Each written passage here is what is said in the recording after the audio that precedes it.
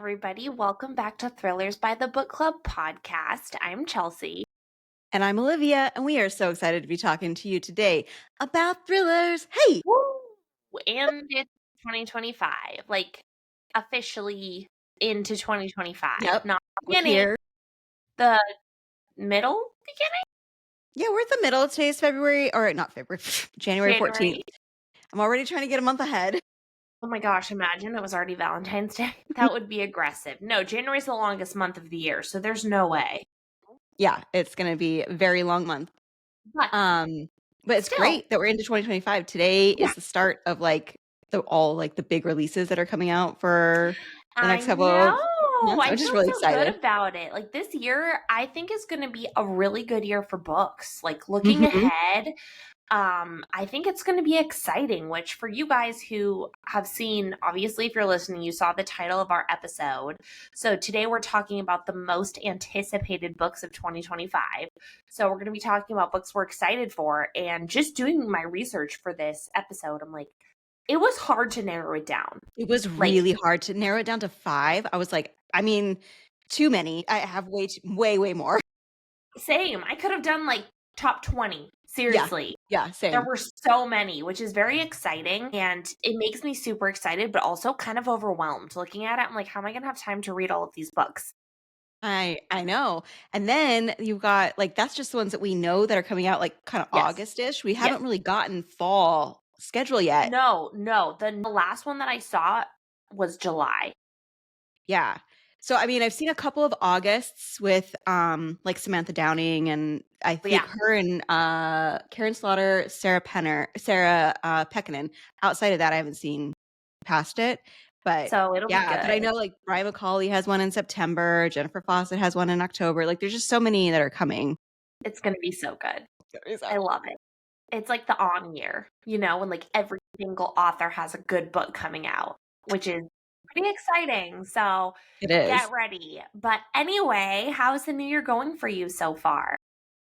Well, it's going okay so far. We're a week in. Yeah. And just trying to survive every day. Love that for you. Thank you. How about you?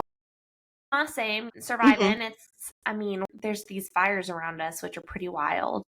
Yeah. So we are recording this Wednesday. This episode will come out next week, but today is the day that there's a lot going on with the fires in the Palisades.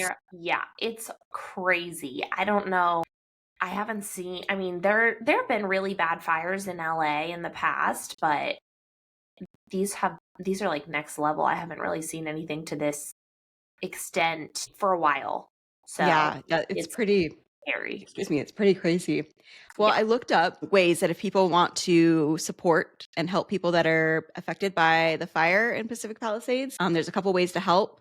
You can use the California Fire Foundation. They provide direct support to victims, firefighters, and their families. The Salvation Army, they offer financial assistance in operating emergency shelters for displaced residents. Direct Relief, it's through California's Fire Relief Program, and they're distributing N95 masks to people who are out there right now, but it's more immediate response efforts. The Red Cross, always a good one. Personally, that's my go-to. Providing emergency shelter, meals, medical care, recovery planning, etc. And the Wildlife Recovery Fund, which is managed by the California Community Foundation. They focus on long-term recovery efforts to rebuild after this kind of a disaster. Yeah. We'll add those in the show notes as well if you want to. I put this in my Instagram stories, but the best advice that I've seen so far has been to take, if you're possibly going to be evacuated or you haven't been affected yet, but you think you possibly will be, is to take a video of everything in your house and try to document as much as possible for insurance purposes, because they will accept that. That's really good advice. I never really knew. And I had quite a few people who work with insurance reach out to me and say, yes, that's the best thing you can do, is just digitally document your things so you can kind of prove, that you had those items. And I think that's really good advice, because it's such a easy type of thing to do, is just take a video of opening your drawers, showing just walk around your house. Yeah, and it's a good preventative measure. So if that's something that you're afraid of, I would definitely recommend just going through and videoing things, just so you can kind of have that I know that's something that I would do if it was in an area near me. So Yeah. something to keep in mind. Yeah, definitely. I saw that today and I thought it was so great you had the insurance folks were replying to you saying, yes, yes, like this is I what to know, do. and I That's like when people fantastic. confirm because I'm like, I see these as You're really good like, hope advice, this is but right. yeah, but I'm like, well, I think it's good advice, but it feels nice when someone confirms it because I'm like, oh, good. That means Yeah. it's really good advice. And I had even more people reach out afterwards being like, yes. And I'm like, okay, great. Great. Yeah. So that's good. That is Um, good. yeah. But besides that, everything else, it's been crazy. Like, it's so windy here. Hmm. And I never really realized what a difference the wind makes. Like, it's just wind, but when it's windy, it's crazy. Well, like I understand because my husband and I actually have been talking about this recently. So we're at like 137 days now with no precipitation of any kind and none on Uh-huh. the horizon. Uh-huh. Today it's windy. This is the first weather we have had in that time. It's all been Wow. just sunny, but no wind, no nothing. And it's like decent temperatures. So thank goodness. Still, that must be so strange. It is really strange, especially because like last year was in Seattle or like before the year, I lived in Seattle and it was like always weather. And so it's super bizarre. Sometimes we're going outside and we're like, we come back from our walks, like we go out in sweatshirts and come back sweating, like Yeah. covered in sweat. And it's just, no, this was, It's, yeah, it's strange. Like, yeah. it feels like, I don't know, global warming, No, I know. That's exactly what I was going to say. I mean, 137 days so far. And that is the third longest time we've gone. The second longest was in 2023. Crazy. So it's just terrifying, Yeah. honestly.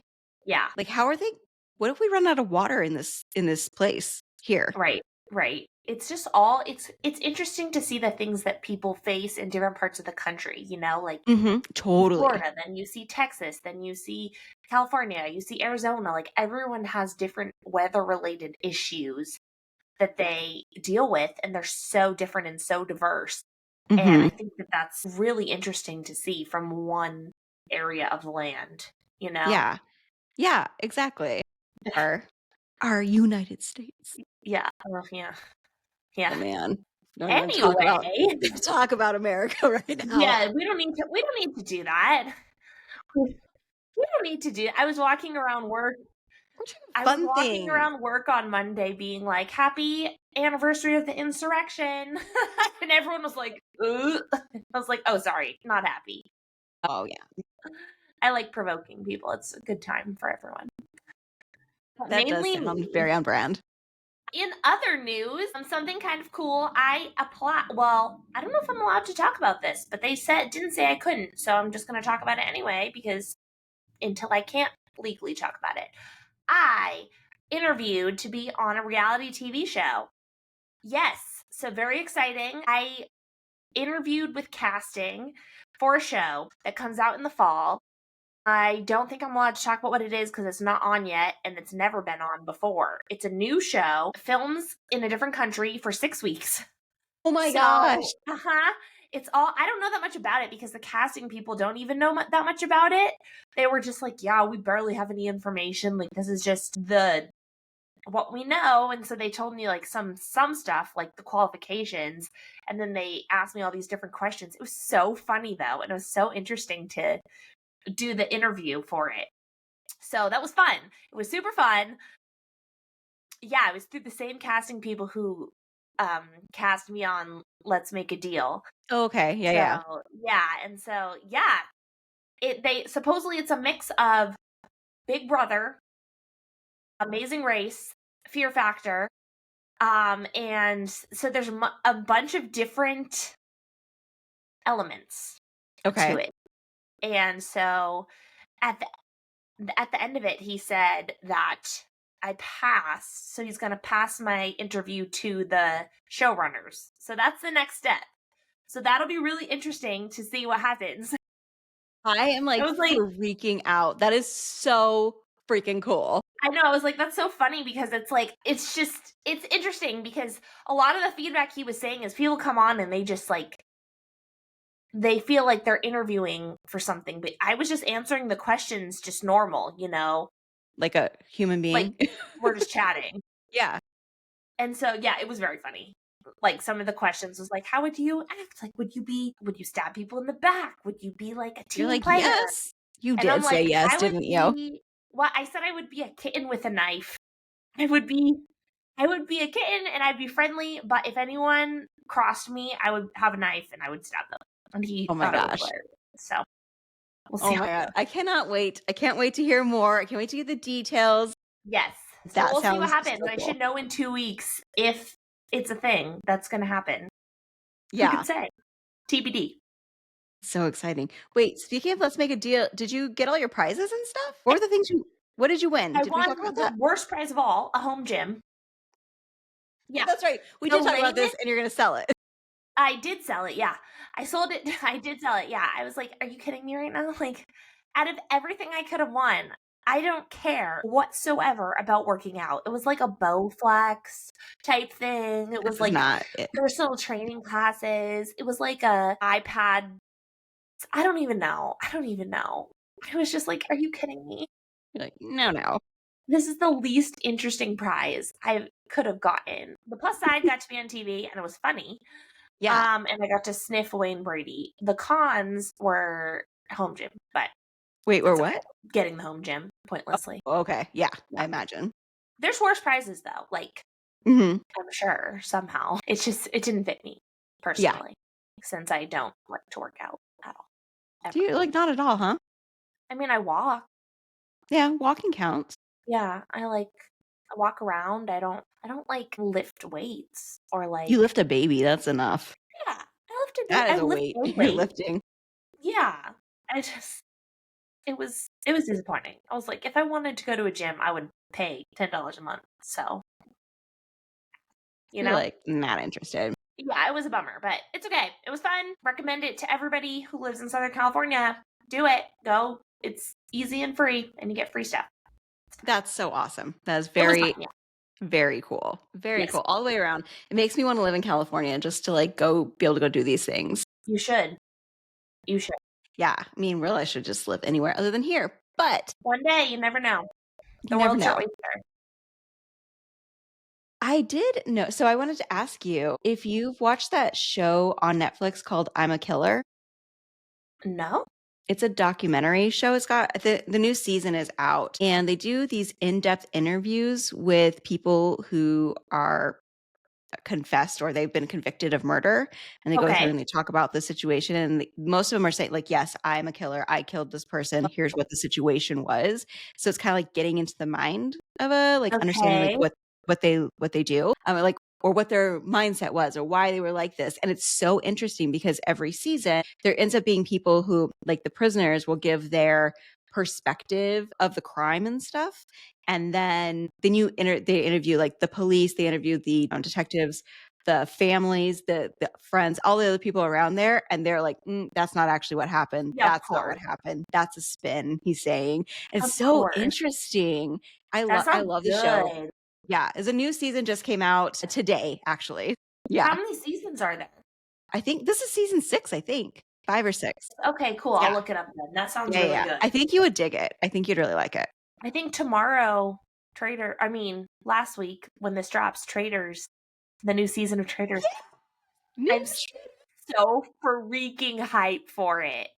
I cannot wait. This season there's going to be so many good players too. Like I haven't it's even going to looked be who's on there. I haven't even looked at who's on it. bananas. My Yeah. goodness, it's going to I'm be so so. I don't know though. I might not be able to watch this until it's all out because I think the anxiety of like waiting week for week would just be like, I can't not watch it. It's going to be so good. oh my god. Okay. I'm so excited. Only have Bob Harper on here. All right then. I remember watching a lot of Biggest Loser when I was like, 20 years ago, whatever. My gosh. Okay. Yeah. What else? I don't know any of these other people so far. Cool. Cool. Oh, Dorinda from Real Housewives of New York. Okay. Cool. Mhm. Cool. Okay. Great. Sam, oh my God, Sam Asghari, Brittany's ex-husband. Yes. Yeah. Yes. Oh, and Wells Adams from Bachelor in I Paradise. know. That's cool. Wells Adams, Tom Sandoval, which I'm like, are you Oh, from freaking? Vanderpump. Yeah. Like, that's going to be dramatic. He's drama, right? Yes. Yeah. He's very drama. A lot of really good Survivor players, including winners. Yeah, we got first Survivor Carolyn Weiger. Carolyn's crazy. She's literally crazy. That's awesome. You'll see. She's insane. Jeremy Boston Rob. Collins. Oh, Boston Rob. Yeah, a classic. That's a classic. Jeremy is a winner. He won. I think Tony was on there too. And is Tony on there? Tony Vlachos. Yes, he's the only person who's won Survivor twice. He's going to be fun to watch on this. Is he the only person that's won twice? No, I guess there's been 2 people who's won twice technically. And then the Big Brother folks, who I also think Big Brother, like those guys are just the. I've never seen Big Brother. Ooh, is it good? Yeah, I love Big Brother. As far as these like reality, huh? What is the premise of Big Brother? So they live in a house, very real world-esque, but then they have somebody called a head of household. That person that's head of household chooses 2 people from the rest of the group to be nominated. They get on the chopping block. And then that person is immune that week. Then the group will have to vote for one of those 2 people. However, they have a power of veto challenge. So they'll do it as some sort of competition for the power of veto.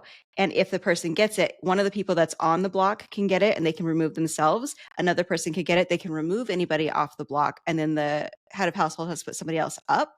And then, or they can just leave it. So it's very cutthroat because these people are, they're living together in this house 24 hours a day. And it's like all, the secret alliances, all same things like Survivor. And they do the competitions also like Survivor, but it's just, I think it's like really, really intensive, I feel like, because there's nothing else. They can't go for a walk down the beach on their own. Like, they are in it all the time. That sounds good. Yeah. And they're like very conniving, I would say. Nice. It sounds very good. Yeah. I should watch some Big Brother. It's tough though. I'll tell you, they do too much. It's too much. They have when it's on, it's like 5 days a week or 4 days a week. I don't know. It's like, it's a lot. It's a lot. I don't know if I have the. That's what I'm saying. So I don't watch it that often, but I have watched it here and there and I like it. Good to know. Yeah. Noted. Oh my God, the traitors. So excited. Yeah, it's going to be good. All right. Do you want to start us off with Giant Pub Day? Okay, yes. We have a mega pub day, friends. Very excited. All right. Today is Tuesday, January 14th. Yes, it is. And the first book we're going to be talking about is Clever Little Thing by Helena Echlin from Pamela Dorman Books. This is Charlotte's daughter Stella is sensitive and brilliant, perhaps even a genius, but a recent change in her behavior has alarmed her mother. Following the sudden death of Stella's babysitter, Blanca, the once disruptive and antisocial child has become docile and agreeable. But what's unsettling is that she has begun to mirror Blanca's personality, from Blanca's repetitive phrases to her accent, to fierce cravings for Armenian meat stew after being raised a vegetarian. Charlotte is she's been possessed, it sounds like. Right. Charlotte is pregnant with her second child and depleted and sick with pregnancy. She is convinced that Blanca herself is somehow responsible for Stella's transformation. But how could Blanca, dead, still be entwined in their lives? Has Blanca somehow possessed Stella? Has Stella become Blanca? As Charlotte becomes increasingly obsessed, she is sure that she's the only one that can save her daughter, even though it's soon clear that her husband believes it's all in Charlotte's head. Ooh. Yeah, that's interesting. Either a possession situation or maybe the kid's the killer. Yeah. Those are my 2 guesses. It's creepy. It's creepy either way. Creepy kids. Like, that's my number one. That always scares me. Yeah. Creepy kids. Ooh. Okay. All right. The next one is Beautiful Ugly from Alice Feeney from Flatiron Books. Author Grady Green is having the worst day of his life. Grady calls his wife to share some exciting news as she So Grady calls his wife as she's driving home. I get it. See, this is so when you read it out loud. Yeah, I'm like, sometimes you're like, Grady's wait, what? A guy. He calls his wife to share some news while she is driving home. Yes. Yeah. He hears Abby slam on the brakes, get out of the car, and then nothing. When he eventually finds her car by the edge of a cliff The headlights are on, the driver door is open, and her phone is still there, but his wife has disappeared. A year later, Grady is still overcome with grief and desperate to know what happened to Abby. He can't sleep and he can't write, so he travels to a tiny Scottish island to try to get his life back on track. Then he sees the impossible, a woman who looks exactly like his missing wife.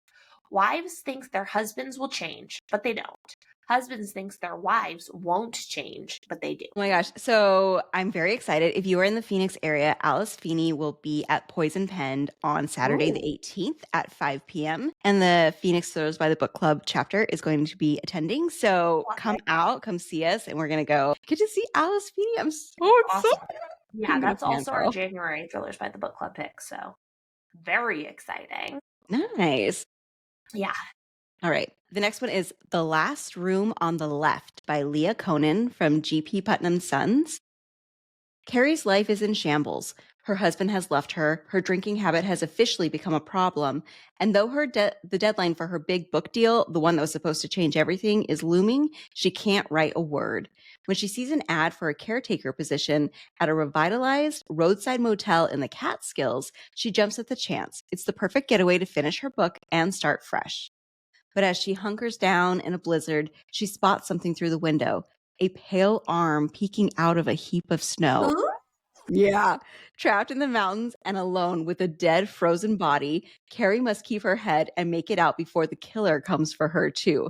But is the deadly game of cat and mouse all in her mind? The body count begs to differ.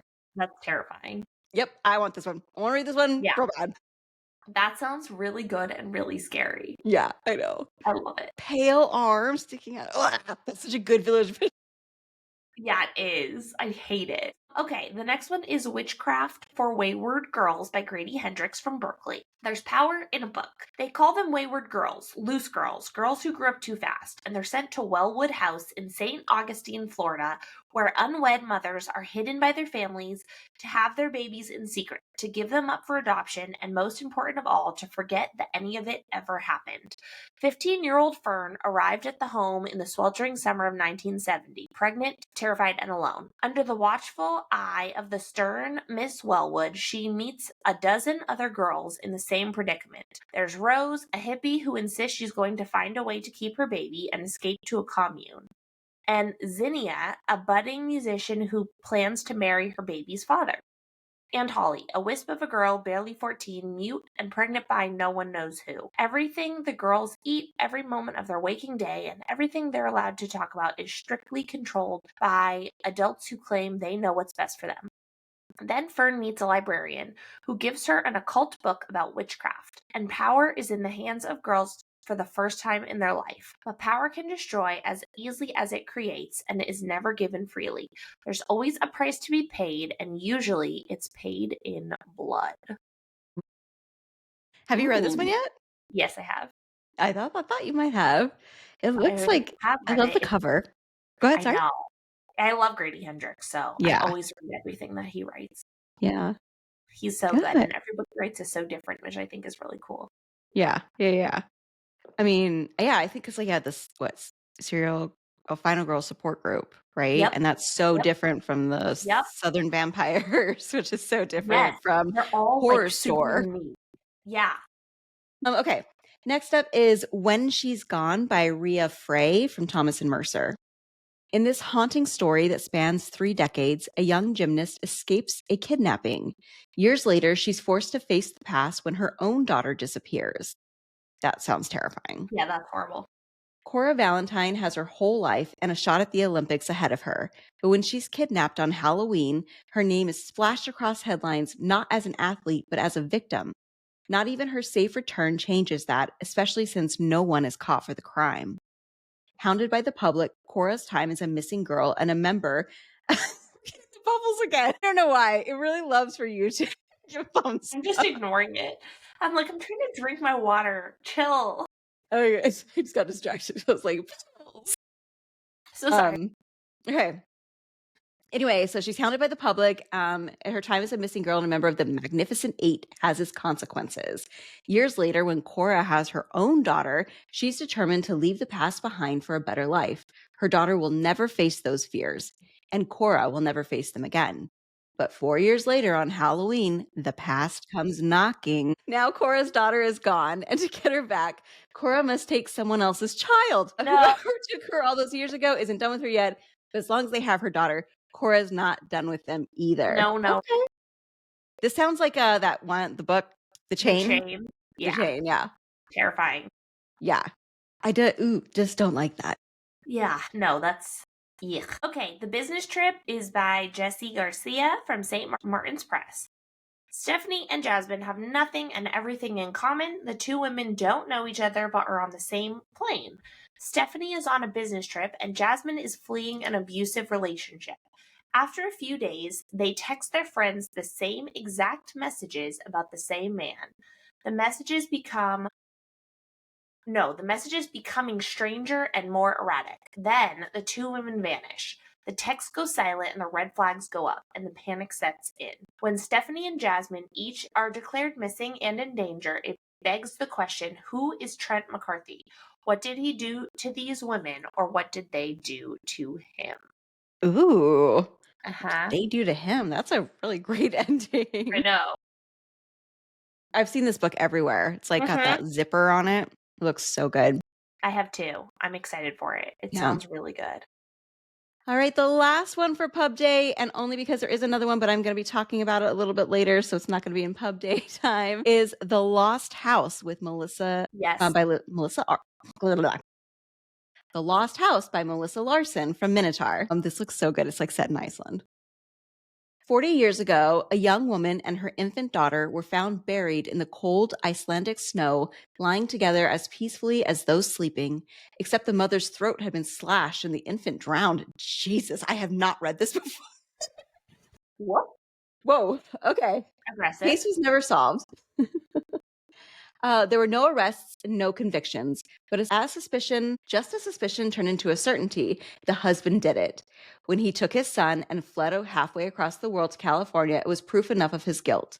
Now, nearly half a century later and a year after his death, his granddaughter, Agnes, is ready to clear her grandfather's name once and for all.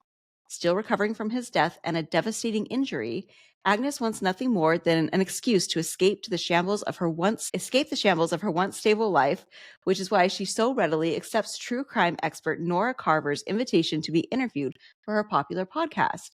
Agnes packs a bag and hops on a last-minute flight to the remote town of something I can't say in Iceland, where Nora is staying, where Agnes's father grew up, and where supposedly her grandfather slaughtered his wife and infant daughter. Is it merely coincidence that a local girl goes missing the very same weekend Agnes arrives? Suddenly, Agnes and Nora's investigation is turned upside down, and everyone in the small Icelandic town is once again a suspect. Seeking to unearth old and new truths alike, Agnes finds herself drawn into a web of secrets that threaten the redemption she is hell-bent on delivering, and even her life. Discovering how far a person will go to protect their family, their safety, and their secrets. Mm-hmm. That was a tongue twister for me. It was this time.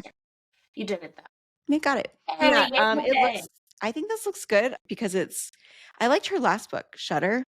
But yeah, I liked it too. Yeah, so it was really good. Awesome. Well, congratulations, authors. Yay, happy Pub Day. And readers have found something new to pick up this week. Okay, so today we are talking about our most anticipated books of 2025. So it's pretty exciting.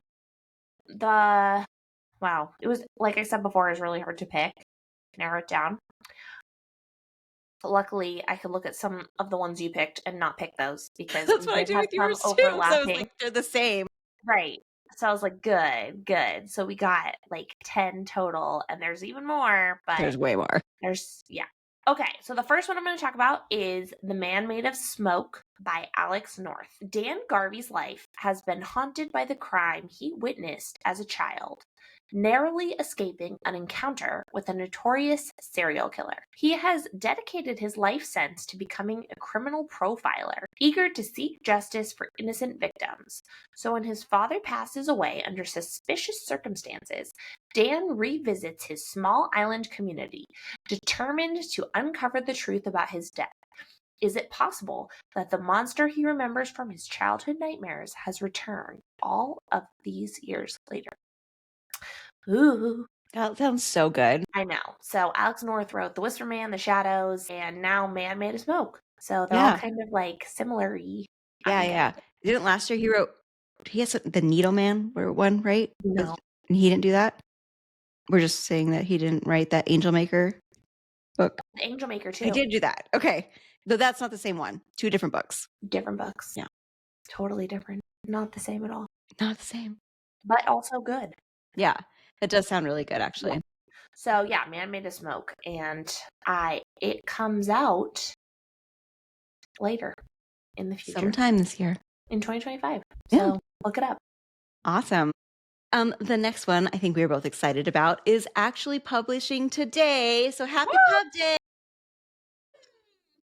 It is Cross My Heart by Megan Collins. I read it. Have you? Yeah. Oh my gosh. It's so good. Oh my God, I can't wait. I pre-ordered it. I am very excited for this day. Hopefully my mail is arriving and I can go get it. Yes. So good. Okay. So I'm just going to say the hook. So a woman gets a transplant of a man's wife's heart, and then she falls in love with him, gets obsessed with him. So Rosie Loughlin wants nothing more than to find the one.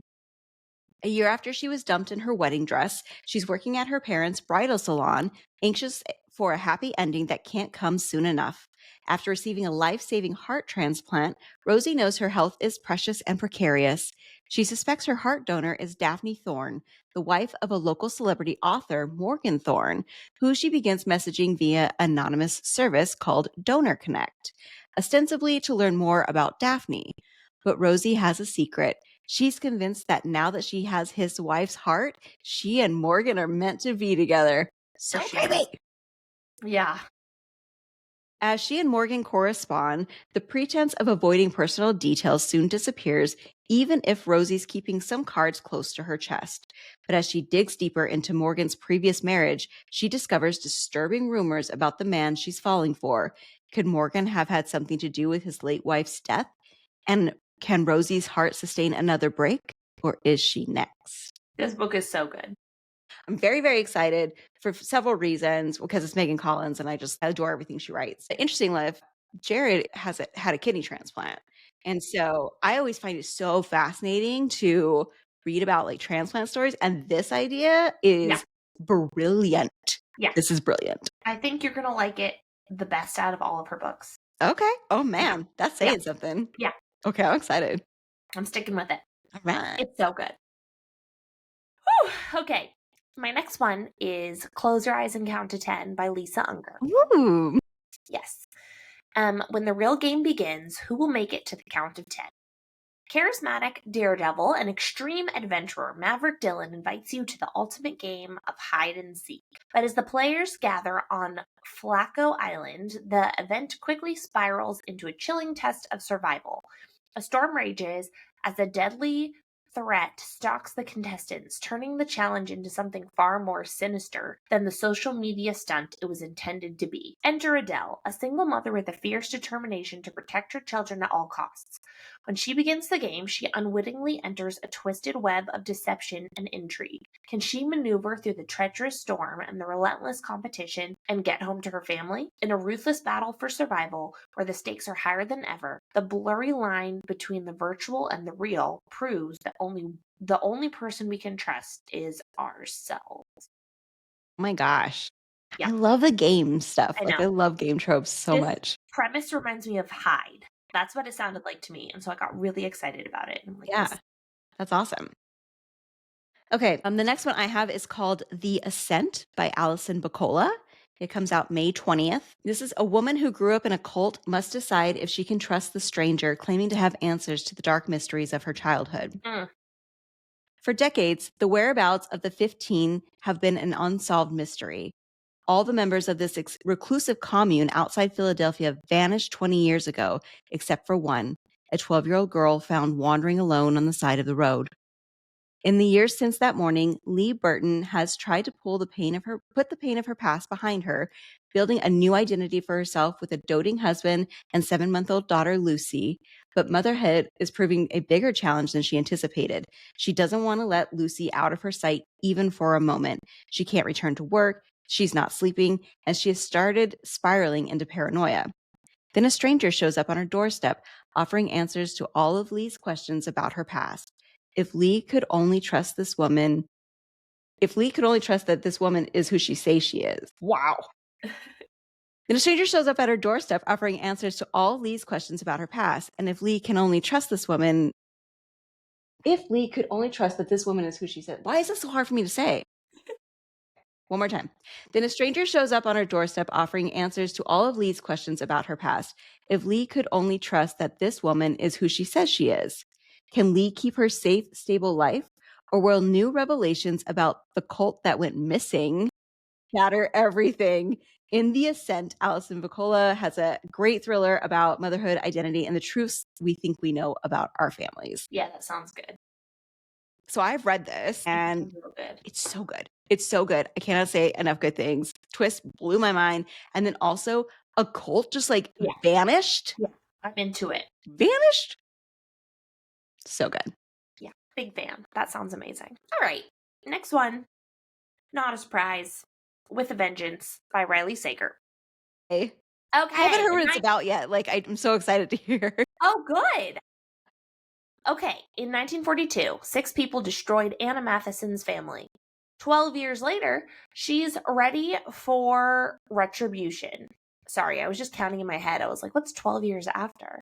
12 years later, she's ready for retribution. Under false pretenses, Anna has lured those responsible for her family's downfall onto a luxury train from Philadelphia to Chicago, an overnight journey of 14 hours. Her goal, confront the people who have wronged her, get them to confess their crimes, and deliver them into the hands of the authorities waiting at the end of the line. Justice will be at last served. But Anna's plan is quickly derailed by the murder of one of the passengers. As the train barrels through the night, it becomes clear that someone else on board is enacting their own form of revenge, and they won't stop until everyone else is dead.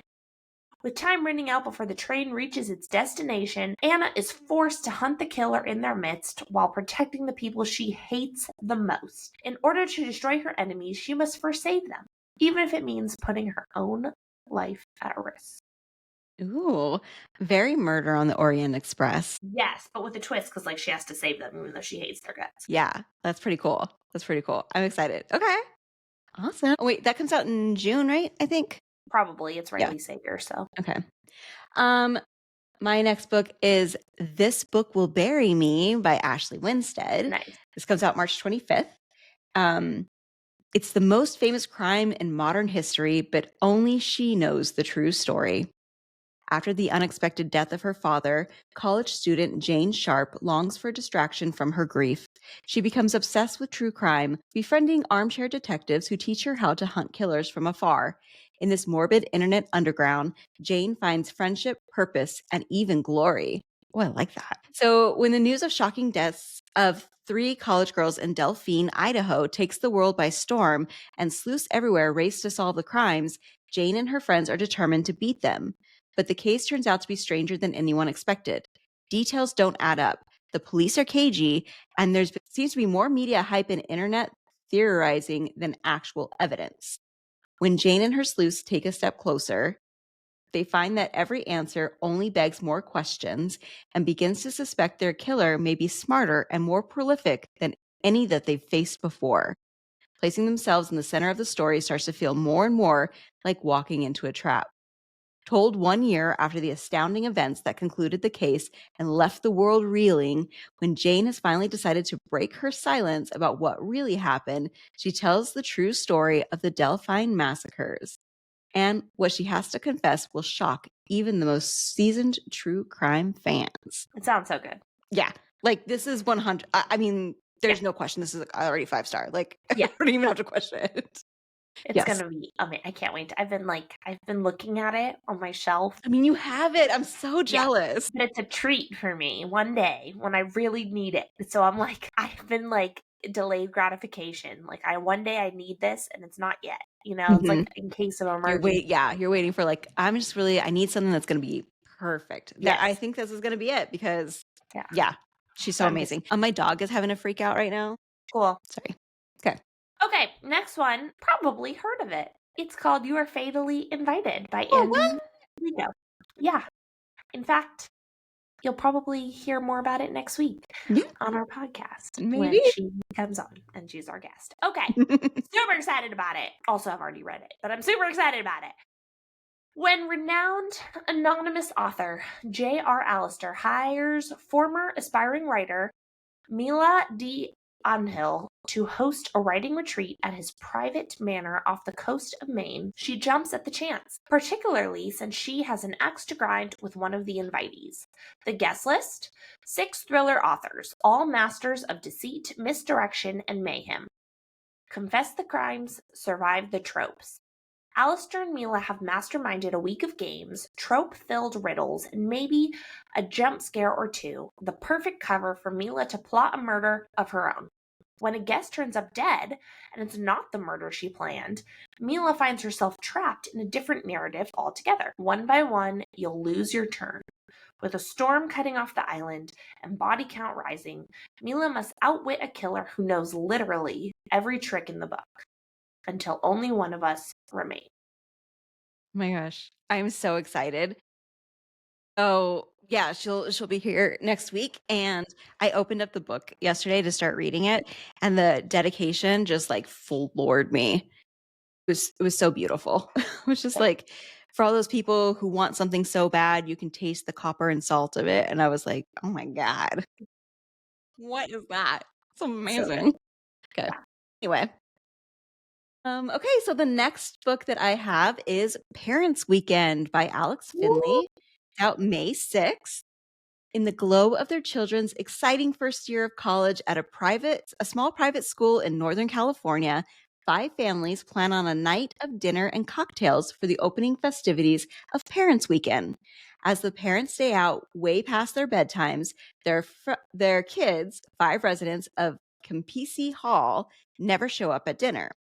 At first, everyone thinks that they're just being college students, irresponsibly forgetting about the gathering or skipping to go out to a party.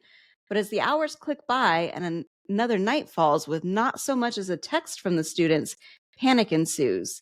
Soon, the campus police call in reinforcements, search parties are formed, reporters swarm all the small enclave, rumors swirl and questions arise. Libby, Blaine, Mark, Felix, and Stella, the 5, as the podcasters, bloggers, and TikTok sleuths call them, come from 5 very different families.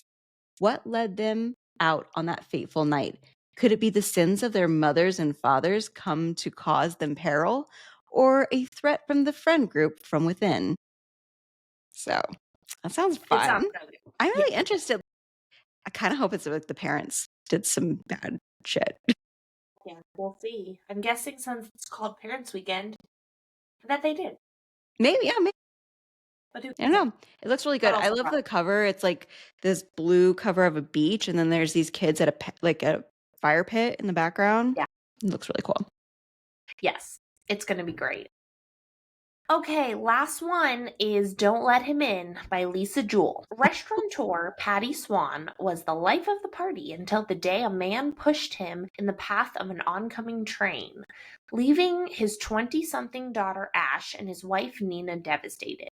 Shortly after Patty's funeral, the 2 women receive a surprise in the mail, a note and a package from Nick Ratcliffe. Ratcliffe. Sorry. Got distracted. Is it? Okay, sorry. Anyway. Ratcliffe, I think that sounds. I mean, that I've heard that name before. So Yeah, sorry. Okay, anyway. 2 women receive a surprise in the mail, a note and a package from Nick Ratcliffe, an old friend of Patty's and a nondescript lighter that once belonged to him decades ago. This unexpected gift draws Nick and Nina closer together, much to Ash's dismay. Martha is a small town florist with dreams of expansion. She lives with her second husband, Al, her baby, and 2 sons from her prior marriage. But they never seem to have any money, and with his constant travel for work, she feels like a single parent, especially when an emergency makes her realize something needs to change. But Nick and Al may not be who they say they are, leading these 3 women on a shocking collision course, wishing that they had heeded a warning. Don't let him in. okay, Yeah. yeah, yes, Yeah. Lisa Jewell, I will get that. Here's Yeah. my money. Yep. Just take it. Okay, last one that I have is Too Old for This by Samantha Downing. And this is releasing August, I want to say 12th, but I might be wrong. This is a retired serial killer's quiet life is upended by an unexpected visitor. To protect her secret, there's only one option left. What's another murder? I love that. Lottie Jones thought her crimes were behind her. Decades earlier, she changed her identity and tucked herself away in a small town. Her most exciting nights are the weekly bingo games at the local church and gossiping with her friends. When investigative journalist Plum Dixon shows up on her doorstep asking questions about Lottie's past and specifically her involvement with numerous unsolved cases, well, Lottie can't have that. But getting away with murder is hard enough when you're young. And when Lottie receives another annoying knock at the door, she realizes this crime might just be the death of her. It's so cute. I love the idea. I know. I love it. I love it. I love it. I feel like it's like a female version of The Butcher from Jennifer Hillier a bit. Like, so excited. I'm really excited for it too. I think it's going to be so good. Yeah, I definitely screamed when I saw the cover. I was like, I know. The cover really gets you too. I'm just like, hello, what's this? Yeah. So anyway, I mean, those are just 10 of the amazing books. Plus, we gave you, I think, almost 10 in pub days. So you guys are walking away with tons of books for today. And there's like so many more. It's going to be a great reading year. Yeah, it's going to be so good. If you think of any more that you think we should check out, feel free to let us know. We would love to get your opinions or recommendations. And you can reach out to us on Instagram at Thrillers by the Book Club Pod, or you can message me at Thriller Book Babe. Or me at Olivia Day Wallace. Thank you so much, and hope you guys found something new to read. If you need to kill some time, read a thriller. Bye.